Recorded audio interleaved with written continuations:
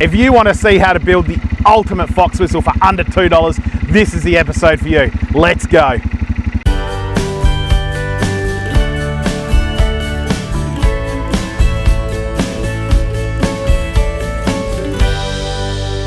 The problem is absolutely real. As we can see all through here, over here, we've got all fox prints, cat prints. Oh, hold on, here's some more going up here on the fire break. As I said, on 5 acres, this is a real problem. But how do you get on top of it? Well, today I'm going to show you how to make the ultimate fox whistle. A fox whistle that's going to bring them in from absolutely everywhere, and best of all, it costs you under a couple of bucks. Anyway, let's get into it. So what are we going to need to build this particular fox whistle? We're going to need 2 spent 12 gauge shells.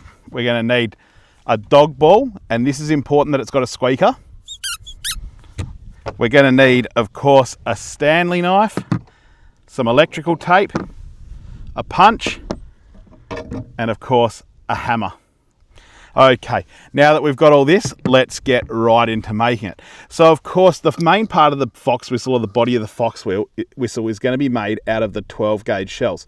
So what we actually want to do here, any 12 gauge shells are going to work, is we are going to cut this one here, because see how we've got a bit smaller brass on here? We're going to cut that with about a 10 mil lip on it. Let's get that done quickly. Now, the good thing is, guys, this is something that everyone can do out in the field.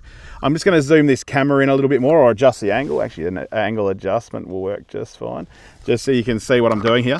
So as I said, we're just going to cut that piece off, so straight through there. A sharp Stanley knife always works better than this. This is blunt as buggery, but you know, it doesn't matter. We'll get through it. Okay, so you want to cut that bit off completely.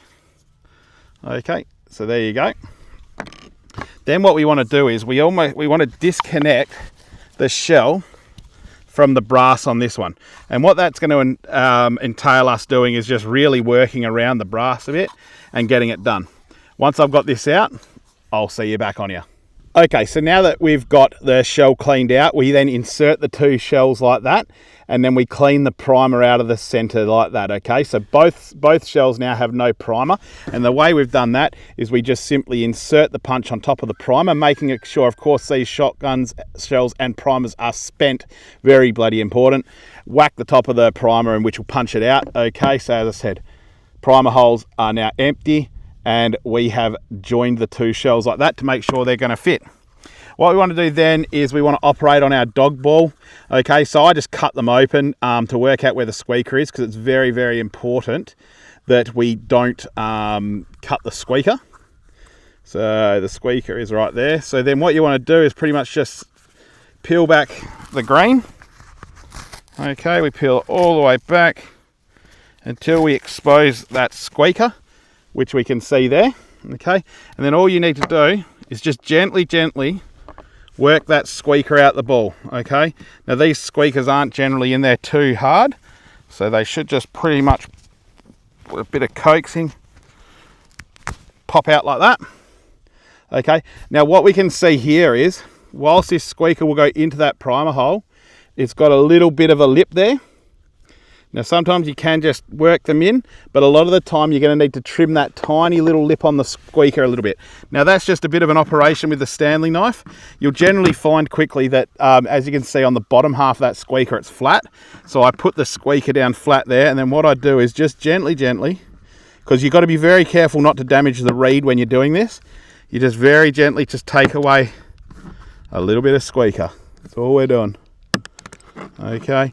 As I said, you've got to be very careful doing this, A, for your fingers, and don't damage that reed. Okay, so now that we've trimmed our little reed down, we've inserted it into the shotgun shell there, and now it's as simple as testing your whistle. So we're going to blow from the end without the reed. Now we have created the perfect rabbit in distress signal. Now that is going to bring foxes from everywhere. How I like to finish the whistle once we've worked out that it's going to work fine is just getting a bit of your electrical tape without a dodgy end on it like that. So let's just trim that off. And then I like just wrapping it around this whistle, nice and neat over the join, just so I know it's not going to fall apart, because as I said, there's nothing holding those two shells together. So we just go around, and there it is. Pull that tight. Oh, that didn't finish too well, but it doesn't matter anyway. There we go. So what we've created there, guys, is the absolute perfect rabbit whistle, or rabbit distress whistle, to bring in foxes from miles. Now, foxes will come right to your feet for this, because I don't know why they go crazy over it, but they absolutely just keep tracking. We've had them in the spotlight when we've been giving these a whistle, and they just keep running straight into the light. It's been amazing. It's been the undoing of so many foxes for us, and the best thing is, as a shooter, you always have this kind of stuff lying around your house. So if you do get that late last minute call from your mate saying, hey, let's go out for a shoot tonight, let's go knock off some foxes, then you can quickly whack one up if you can't find your favourite reed or Tenterfield. As I said, guys, a really quick whistle that works ridiculously well and will be the undoing of so many foxes. Perfect, I reckon. Anyway, guys, there's a different episode, something that we don't usually cover, but I thought might be interesting to a few. And don't be frightened even just to make one up and have it when you're down the beach. You'd be surprised when you're beach fishing how many foxes are around. It's fantastic fun for the kids to get on the end of one of these and start blowing away at night. And before you know it, you're probably going to have a fox coming up to say g'day on the beach, to feed it some muleys or whatever you want to do, but very educational for kids also. Anyway, guys, we're going to get back into the fishing on the next episode. Don't worry.